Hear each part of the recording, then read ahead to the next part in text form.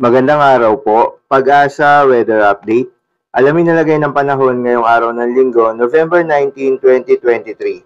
At latest update sa low pressure area na binabantayan sa loob ng Philippine Area of Responsibility.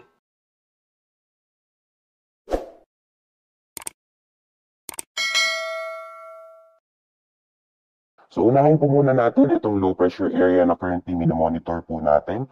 Itong namataan sa layong 505 kilometers silangan ng Surigao City.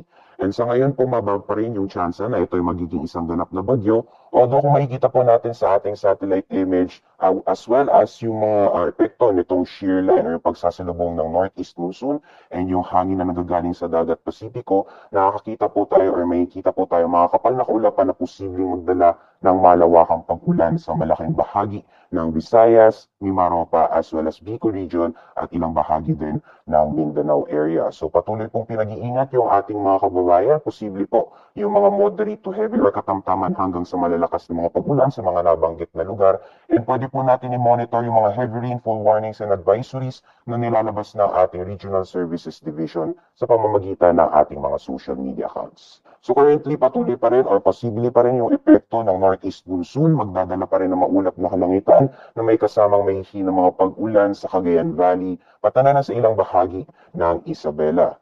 And for larger portions of Luzon, so nalalabing bahagi ng Northern Luzon, Central Luzon, pati na rin sa Metro Manila and Calabarzon area, posible po yung maaliwalas na panahon, may chance lamang na mga isolated na may hina mga pag-ulan. And then dulot naman po ng epekto nitong low pressure area pati na rin ang shear line, patuloy pa rin yung maulan na panahon sa malaking bahagi ng Mimaropa pati na rin sa Bicol region. Kaya patuloy pong pinag-iingat yung ating mga kababayan dahil posible po yung mga pagbaha o mga landslides na dulot ng malawakang pag-ulan. Sa agwat naman ng temperatura sa mga piling syudad sa Luzon, sa Lawag maglalaro mula 25 to 33 degrees Celsius, 28 degrees Celsius maximum temperatures para sa Tugigaraw at 16 to 25 degrees Celsius agwat ng temperatura para sa Baguio. For Metro Manila area naman, maglalaro mula 23 to 31 degrees Celsius, 25 to 29 degrees Celsius sa Legazpi City, and 22 to 27 degrees Celsius para sa Tagaytay. Sa Kalayaan Islands naman at Puerto Princesa, ang temperatura ay maglalaro mula 25 to 31 degrees Celsius. Alamin po natin ang magiging lagay ng panahon sa Visayas at Mindanao. So patuloy pa rin po yung epekto nitong shear line as well as yung low pressure area at magdadala pa rin ng maulan na panahon sa buong Kabisayaan, pati na rin sa Northern Mindanao, Caraga as well as Davao region. Dahil inaasahan po natin na magpapatuloy yung mga pag-ulan, so magiging saturated na po yung mga kalupaan, mas magiging susceptible po yung mga areas na posible po yung mga flash floods or landslides. So pinag-iingat pa rin po yung ating mga kabayan sa mga nabanggit na lugar. Sa western sections naman ng Mindanao, magpapatuloy pa rin yung mainit at malinsangang panahon. May mga chance pa rin ng mga isolated rain showers or thunderstorms, kadalasan po yan sa hapon or sa gabi. Sa agwat naman po ng temperatura sa mga piling syudad sa Visayas, for Iloilo maglalaro na 25 to 30 degrees Celsius, 29 degrees Celsius maximum temperatures para sa Cebu at Tacloban. Sa Cagayan de Oro naman, maglalaro mula 25 to 30 degrees Celsius, 25 to 34 degrees Celsius sa Zamboanga, at sa Metro Davao naman maglalaro mula 25 to 31 degrees Celsius.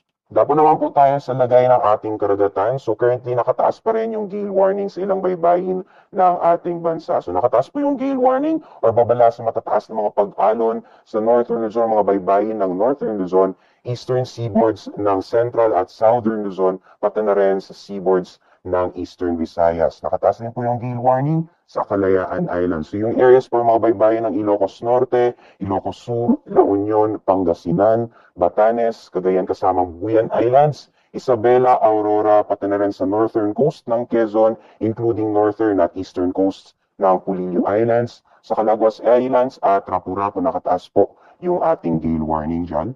And then sa mga baybayin naman po ng Bulusan, Barcelona at Gubat, pati na rin po sa Prieto Diaz, sa Sorsogon, northern at eastern coast ng Catanduanes, nakataas din po yung gale warning, as well as sa northern and eastern coast ng Northern Samar and yung eastern coast ng Eastern Samar, pati na rin po yung mga baybayin sa Kalayaan Island. So ibig sabihin po nito, madelikado pong pumalaot, palalong-lalo na sa may mga maliit na sakyang pandagat, kaya patuloy po yung ating pagpayo sa ating mga kababayan, mangingisda, pati na rin yung may maliit na sakyang pandagat, na kung maaari ay wag po muna tayong pumalaot. So magiging lagay naman po ng panahon sa darating na Lunes hanggang Wednesday.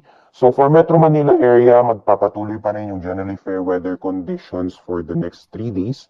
And then yung agwat naman ng temperatura, maglalaro mula 24 to 32 degrees Celsius. Sa Baguio City, ganyan din, fair weather conditions, mostly mga pag-ambon ang mararanasan. And then agwat ng temperatura, maglalaro 16 to 25 degrees Celsius.